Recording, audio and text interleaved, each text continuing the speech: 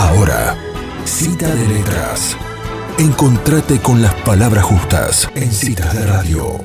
Bueno, y es un gustazo para mí presentar a nuestra querida profesora de literatura que nos enseña mes a mes en la Cita de Letras, la doctora Norma Busto. Bienvenida, Norma, a la Cita de Letras. Soy Elisa Peirano, encantada de darle la bienvenida. Pero muchísimas gracias, Elisa. Un abrazo para ustedes y para todos los amigos que escuchan. Bueno, hoy vamos a hablar de la biografía de Horacio Quiroga, ¿verdad? Sí, primero vamos a terminar un poquito el decálogo que habíamos comenzado. Nos falta una o dos cosas. Ya dijimos que un decálogo o dodecálogo, como se usan ahora, o filosofías de un escritor, reflexiones, son eso. No lo debemos tomar como un recetario, ¿no es cierto? Porque ahora pululan how to do that, cómo hacemos eso, cómo hacemos lo otro, cómo construir una puerta, cómo cortar el pelo, cómo hacer una torta, cómo escribir un cuento. Y son recetas. Y cuidado, el talento no se pasa en la receta, ni aún el talento para hacer una torta. Se pasan los ingredientes y las medidas. Luego ese no sé qué, esa pizquita, ese sabor, se lo da el talento del cocinero o cocinera. Acá es lo mismo. El talento con el talento se nace. Luego hay que desarrollarlo y hacer que sirva. Pero eso, el talento de un artista, no se puede pasar. Lo que sí se pueden pasar son buenos consejos, son advertencias, son reflexiones sobre el camino que uno ha emprendido, qué cosas le funcionaron, en qué lugares conviene detenerse y en cuáles mejor seguir adelante. Y eso a lo largo del tiempo los grandes escritores lo han compartido. Se llame una gran poética, un decálogo, como sea, pero hay que tomarlo como lo que es, una reflexión, a veces simpática, a veces de buena fe y a veces muy irónica, pero eso es lo que es. Habíamos comenzado a ver el famosísimo decálogo muy influyente de Horacio Quiroga, también porque es muy simple, ¿no? Habíamos visto a sus dioses, Poe, Maupassant, Kipling y Chekhov, y dijimos que en el 1927, eso era una novedad ponerlo, y comienza a establecer el canon de los grandes escritores. Hoy no hay ninguna duda, pero hace 100 años era otra cosa, ¿no? El consejo de tomar firmemente a los protagonistas o al protagonista y llevarlos hasta el final, sin detenerse, porque el cuento es corto y requiere economía. No mires lo que los protagonistas no ven o no le interesan. Y luego la forma de escribir, ese gran consejo de busca un sustantivo importante, un sustantivo que diga lo que quieres decir y no lo llenes de adjetivos como colas de colores, como un barrilete. Encontrar el sustantivo, hay que encontrarlo. Hay muchos y hay que tener cuidado, pero hay que encontrarlo. También había uno que generó mucha polémica. Él dice, el 6, si quieres expresar con exactitud esta circunstancia, desde el río soplaba el viento frío, no hay en lengua humana palabras que las apuntadas para eso. Dueño de tus palabras, no te preocupes de observar si son consonantes o asonantes. Esto generó gran polémica. Silvina Bullrich, por supuesto, décadas después le contestaba, mejor decir el viento helado. Entonces, desde el río soplaba un viento helado para evitar la rima, ¿comprenden? Pero yo creo que lo que Quiroga trata de decirnos es que en realidad hay que defender la entrega al argumento antes que la entrega a la estética. Esta es una de las diferencias también con la poesía, que luego veremos en algún momento. Si se puede evitar la rima, mejor, pero si no se puede evitar, no importa. Hay que decir exactamente lo que se quiere decir. Y por fin, uno que nos faltaba, que habla de, digamos, la condición psicológica del escritor, que es muy interesante. No escribas, el 9, no escribas bajo el imperio de la emoción. Déjala morir y evócala luego. Si eres capaz entonces de revivirla tal cual fue, Has llegado en arte a la mitad del camino. Este es un consejo para pintores, para músicos, para todos. El arte es sobre emoción, no hay duda, pero no se puede crear bajo el imperio de la emoción, como no se debe discutir bajo el imperio de la emoción ni escribir una nota bajo el imperio de la emoción porque después te vas a arrepentir. Esto es igual.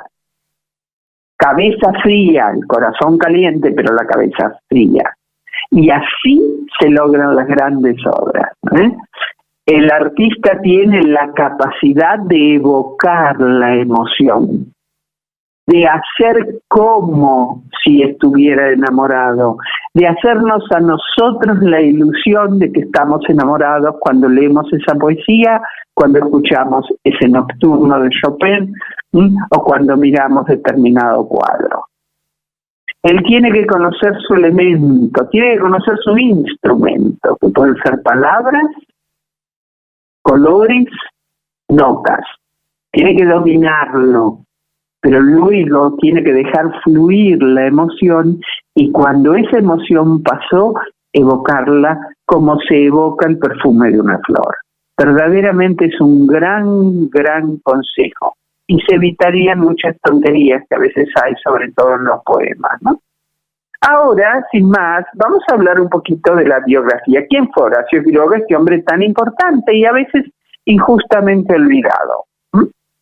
Horacio Quiroga desarrolla su vida al mismo tiempo que en el mundo se está desarrollando el cuento moderno, el que hoy domina la literatura y que dijimos que tal como lo conocemos, surgió casi a finales del siglo XIX y se desarrolló muchísimo, sobre todo a comienzos del siglo XX. En realidad, como ustedes ven, es un hijito muy, muy tardío de la literatura, o sea, todavía hay cosas para aportar.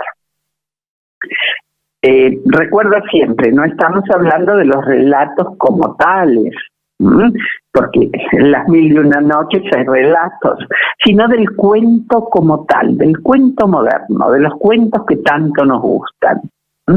Y dijimos que uno de los padres insoslayables es el estadounidense Edgar Allan Poe, padre tanto del cuento de criminología o de detective moderno como del cuento de terror moderno. En respecto de los cuentos de terror, la influencia de él se nota enormemente en los grandes cuentos, La gallina degollada o El almohadón de plumas, terribles cuentos de Horacio Quiroga. Vamos a ver quién fue Horacio Quiroga.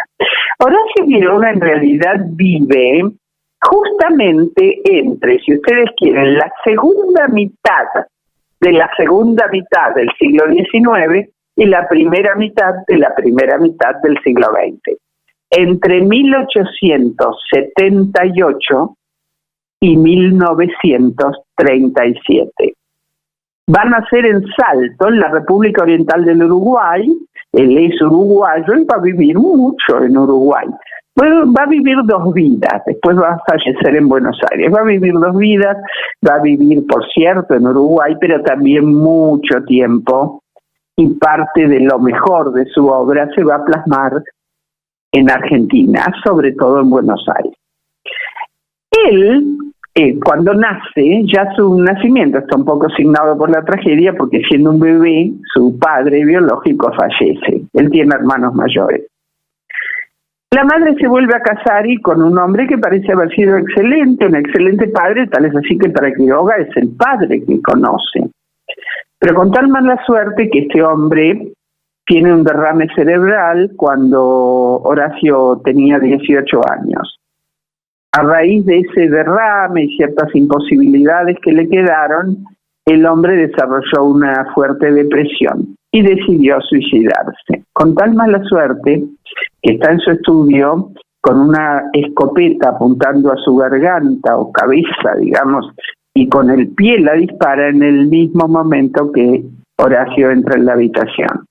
Así que él presencia a los 18 años el suicidio del padrastro y un suicidio muy desagradable, digamos, con todo el respeto que nos merece la decisión del suicidio. Este tipo, por el exceso de sangre y todo, tiene que haber sido para él de un impacto tremendo. A lo mejor le quedó la culpa de pensar que un minuto antes podía haber hecho algo, en fin, esto fue para él muy, muy duro. Ahora bien, luego de la muerte del padrastro, él recibe su parte de herencia. ¿Y qué hace con esto? Fíjense, invierte el dinero en fundar una revista literaria. Tiene 18 años, pero ya funda una revista literaria, una de las primeras, por supuesto, en Montevideo, y además realiza un viaje a París. Este viaje a París es un poco el típico viaje de desarrollo y descubrimiento personal que todos los escritores del siglo XX o finales del XIX han hecho. No solo escritores, es el lugar donde están Modigliani, Picasso, o sea, es el centro del centro, el corazón de los movimientos artísticos de vanguardia. Todo el que se preciaba iba a París a ver qué hacían otros, a aprender, a mirar.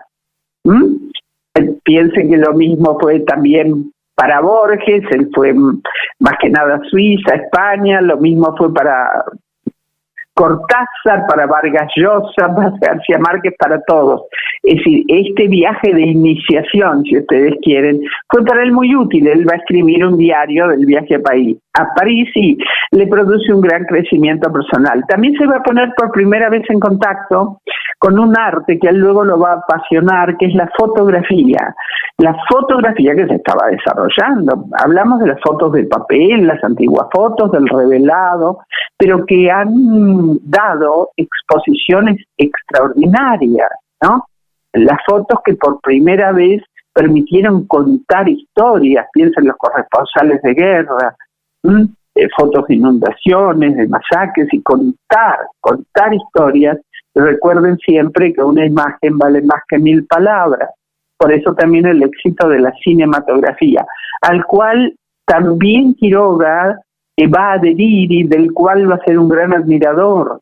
Le interesa y va a ser un muy buen crítico cinematográfico. También a Borges el cine lo fascina, también a Cortázar. Vuelve de París y funda en Uruguay uno de los primeros talleres de creación literaria experimental que existe en América del Sur. Es fantástica la obra de él. Y preconiza los objetivos del modernismo. El creador del modernismo, Rubén Darío, lo lleva a París, allí prende, es algo que llega al revés, ¿no es cierto? Llega de Latinoamérica a Europa, todos van a aprender este movimiento que ha decidido terminar con el realismo y naturalismo que en realidad lo está absorbiendo. Con este taller literario, que en realidad el taller literario es tan pomposo el nombre, es la habitación de un hotel donde él vive, de un hotelito un poquito de mala muerte, pero bueno, ahí se está juntando lo más granado del pensamiento, en ese momento, y del análisis filosófico al mismo tiempo literario que hay. Pero en ese mismo momento, 2 de sus hermanos caen bajo la epidemia de fiebre tifoidea que asola Montevideo. Y ante la perspectiva de morir, digamos, de esta espantosa enfermedad, los 2 se suicidan. Así que él, también apenas de 21 años, tiene que cargar con la pena del suicidio de 2 de sus hermanos. Pero el mismo año le sucede algo peor, algo igual de espantoso. Federico Ferrando, que era un escritor en ciernes del momento, reta a duelo a un crítico literario porque publica un artículo desagradable y burlesco sobre su obra. Estamos a los primeros años del siglo XX, así que el duelo era una cosa, no digamos habitual, pero todavía los varones a veces solucionaban así sus problemas. Quiroga, tratando de ayudar al amigo, del cual era además el padrino en el duelo, decide pasar esa noche, la noche anterior con él, acompañándolo, y lo ayuda a limpiar el arma. Pero mientras está limpiándola, el arma se dispara y mata al amigo. Esto realmente es una acumulación de desgracias que a él hacen que, bueno, estuvo 4 días detenido, interrogado, quedó libre, pero del arrepentimiento y la culpa no se va a librar nunca, ¿no? Entonces decide irse de Montevideo, disuelve el taller y llega a Buenos Aires. Una de sus hermanas y un cuñado llegan con él. Y acá él alcanza la verdadera madurez profesional. El cuñado inclusive lo introduce en la pedagogía, consigue trabajo él fue maestro del Nacional Buenos Aires. Y aquí es donde va a abrazar la narración breve con una pasión y una energía fabulosa. Publica el libro de relatos El crimen del otro, muy influido por Edgar Allan Poe. La crítica lo va a tratar siempre maravillosamente, va a ser un niño mimado de la crítica, y el público va a comprar su obra, va a comprar los diarios en los que en el suplemento literario aparecen los cuentos de él. La gente devora la obra de Quiroga merecidamente, o sea, él en lo profesional tuvo un éxito tras otro,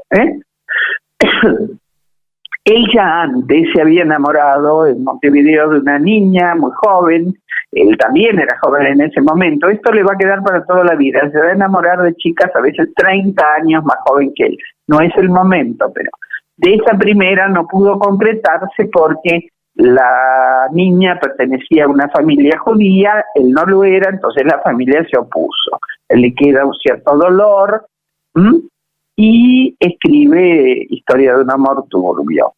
Ahora, ya en Buenos Aires, en 1908, más o menos él tiene 30 años, y se enamora de una de sus alumnas de Nacional Buenos Aires, por supuesto, cuando ella termina, pero es muy jovencita, le propone matrimonio, los padres aceptan, además él era un escritor reconocido, y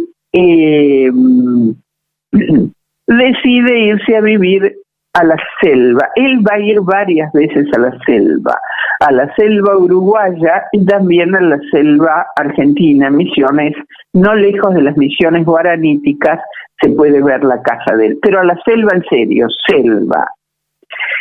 Hay que entender que él tenía una gran pasión y una gran habilidad manual, o sea, él construía su casa, era extraordinario, él proveía, pero en la selva no hay agua corriente, no hay luz eléctrica, no hay nada.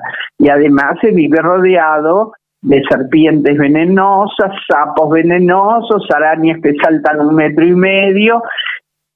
Es una vida dura, pero a él le gusta, a él esa naturaleza le gusta. Él tiene un hijo y una hija con su esposa, y a esos chicos ellos han recordado siempre que el padre les enseñó a manejarse muy bien en la selva, que comer, que no, qué animales jugar y con cuáles no, cosa que ellos se criaron en ese sentido muy adaptados al ambiente, pero no así su madre.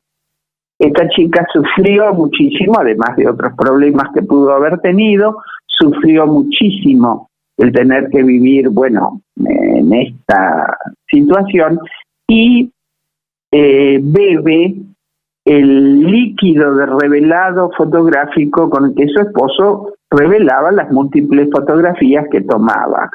La muerte le costó 8 días de trabajo quemada por dentro, así que un espanto. Él la cuidó día y noche esos 8 días. Ahí tenemos otro suicidio también para los chicos, ¿no? Terrible la mamá.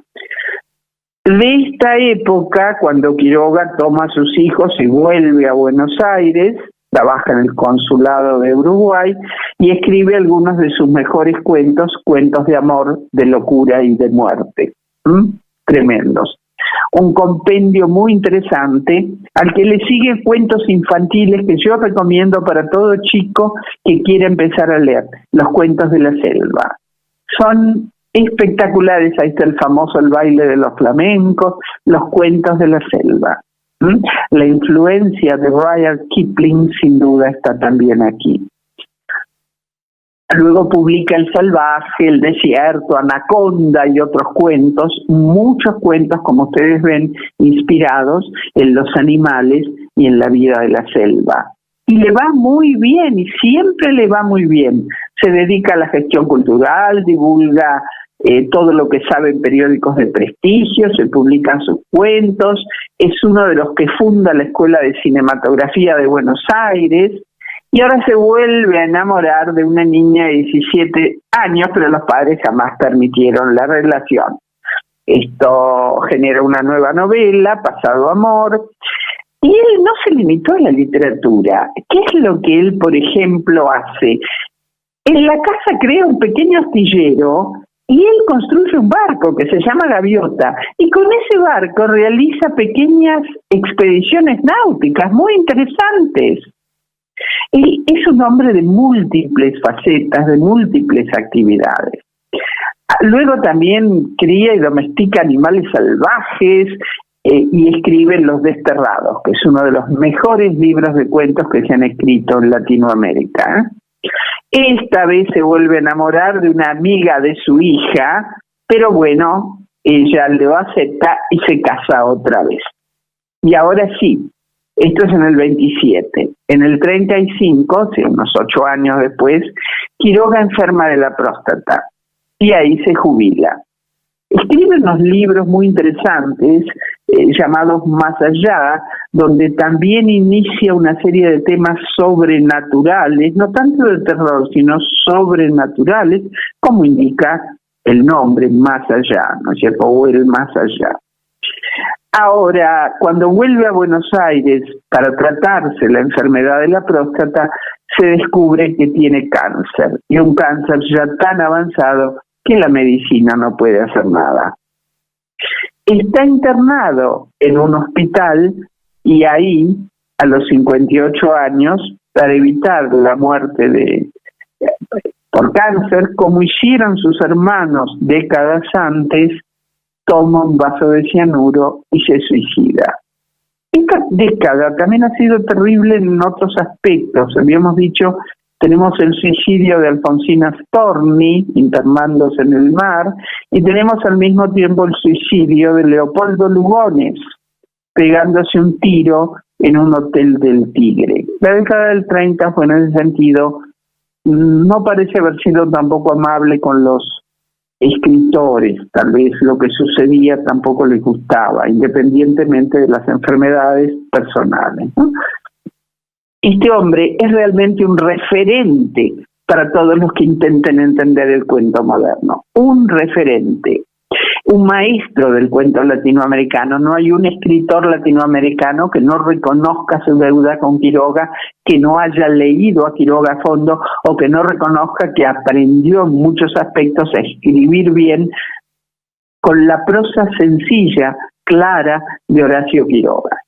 Él presenta la naturaleza con rasgos temibles, absolutamente naturalista y modernista. A él le encanta la selva, pero no deja de reconocer que es tremenda. Los animales que mienten, que parecen una cosa y están metamorfoseados y son otra. Hay uno de esos cuentos donde un protagonista se interna un poco, le dicen cuidado, sí, pero él va, encuentra un panal, una miel exquisita, la come, y resulta que esa miel tiene naturalmente un narcótico, queda tumbado y se lo come la marabunta, o sea, las hormigas. Es decir, esa es la naturaleza de la selva. Él no se engañaba y aún así le gustaba. También esa es la naturaleza que aparece en sus cuentos. Espléndida, magnífica, y los latinoamericanos somos gente de naturaleza, ¿verdad? Con estos ríos, con estos montes. Totalmente, Norma. Norma, la interrumpo porque se está yendo el programa, pero qué ganas de seguirla escuchando. La verdad que nos atrapa con su relato. Gracias a Dios terminamos. Yo sé que me excedí un poco, pero bueno, terminamos y creo que valía la pena verlo porque también en él está la cifra de quien a pesar de esta tragedia siguió adelante, pero además la cifra de cómo se hacían los escritores en aquel momento. Totalmente, totalmente. Muchísimas gracias, Norma. Nos encontramos nuevamente en la próxima cita de letras. Claro que sí, un abrazo a todos. Adiós. Bueno, y así pasaba esta apasionada por los cuentos, por los autores, por las letras, Norma Busto en la cita de letras del programa.